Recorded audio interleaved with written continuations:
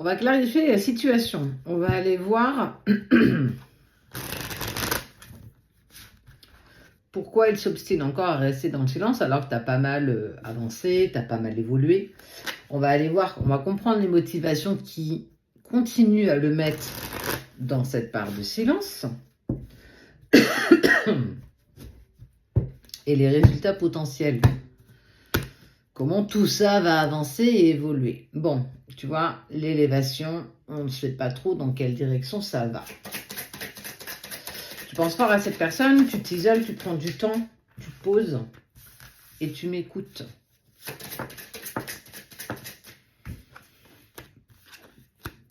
Alors, pourquoi il est encore dans le silence? Parce que pour l'instant, il est toujours sur le voile d'illusion. Il se refuse d'avancer, d'évoluer, de changer sa situation. Il refuse. Pour l'instant, ça lui va bien d'être assis entre deux chaises et d'être hyper inconfortable. Ça, c'est clair. Il a un peu tête dure. Il ou elle, tu adaptes à ta situation. Cette personne, elle est têtue à souhait. Parce qu'elle est têtue, elle s'obstine à rester dans quelque chose d'inconfortable. Mais surtout, elle a conscience qu'elle se voile d'illusion. Je sais que je ne suis pas dans de bons éléments, mais c'est pas pour autant que je fais changer les choses.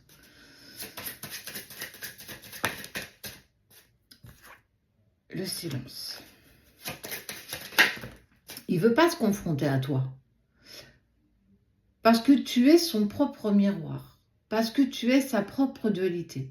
En étant en contact avec toi, ça l'oblige à voir ses parts d'ombre. Ce que tu n'aimes pas chez toi, c'est ce que tu n'aimes pas chez lui. Ce qu'il n'aime pas chez toi, c'est ce qu'il n'aime pas chez lui. Et là, il est dans une énergie où il ne supporte pas de voir ses défauts. Il ne supporte pas sa non-communication. Il ne supporte pas de ne pas prendre de décision, bonne ou mauvaise, de décision.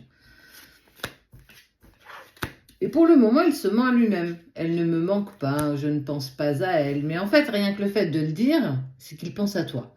Rien que le fait de te ressentir, il pense à toi. Rien que le fait de te sentir vibrer ici, il va se dire oui, mais non, c'est terminé. En fait, il essaye de s'obliger à croire que il n'y a plus rien entre vous. C'est faux, archi faux, et le pire, c'est qu'il le sait.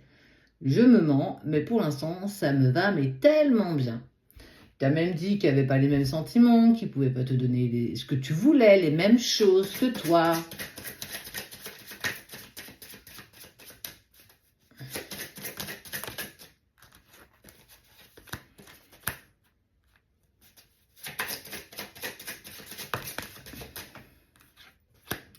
Et il sait que pour retrouver une sérénité, pour retrouver une certaine paix, eh ben, il doit voyager seul.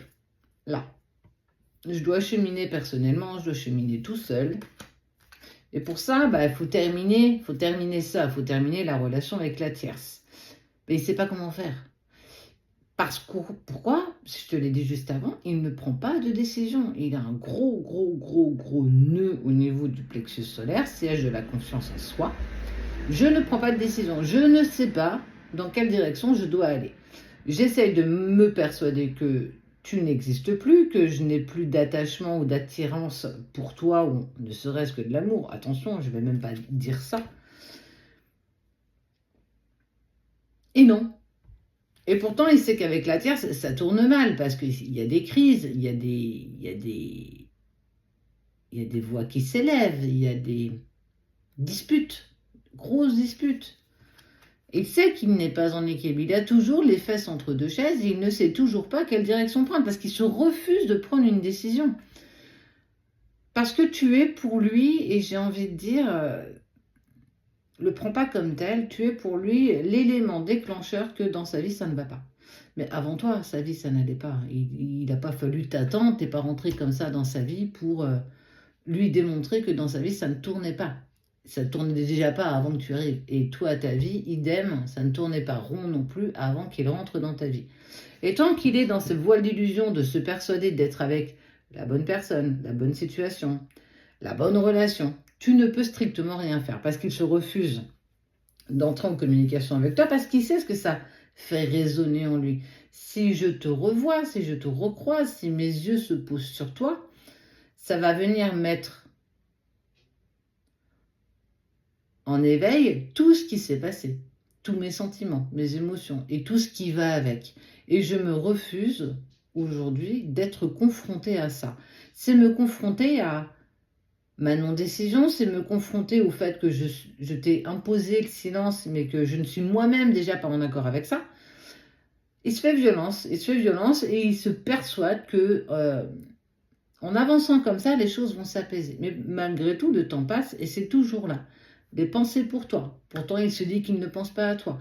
Les sentiments, les émotions. Et pourtant, il se dit que tu fais partie du passé. Et il sait qu'avec cette tierce, il n'y a plus rien qui va. C'est un peu le bazar. Donc voilà pourquoi en ce moment, il est un peu plus dans la distance et le silence. Voilà pourquoi en ce moment, il n'arrive pas à dépasser tout ça parce qu'il se refuse de se confronter à ce que tu lui montres. Ce qu'il n'a pas réussi à mettre en place, ce qu'il n'a pas voulu, ce qu'il n'était pas prêt, peu importe. Il est ton propre miroir et il ne supporte pas d'être confronté à ses propres erreurs. Parce qu'il en commet des erreurs, parce qu'il se persuade, parce qu'il pense que... J'ai envie de dire, prendre du popcorn, quoi, parce qu'au moment où il se sentira prêt, parce qu'à un moment donné, il va être lancé et il sera prêt, il va devoir le faire, tu vas pouvoir apprécier le spectacle. Parce qu'il sait au fond de lui que tu as raison. Il sait au fond de lui que c'est toi. Est-ce qu'il est prêt à l'accepter? Est-ce que ça a mûri dans son esprit? Est-ce qu'il est prêt à assumer ses erreurs? Pas encore, pas tout à fait en tout cas. Tu es là, perpétuellement là, c'est encore prouvé ici. Donc, laisse-le être dans ses sables mouvants et puis essayer de nager, mais plus il bouge, plus il s'enfonce. Ça fait partie de son chemin à lui. Ne lui tends pas la main, ça ne l'aidera pas et ça ne t'aidera pas. Laisse-le vivre sa nuit noire de l'âme.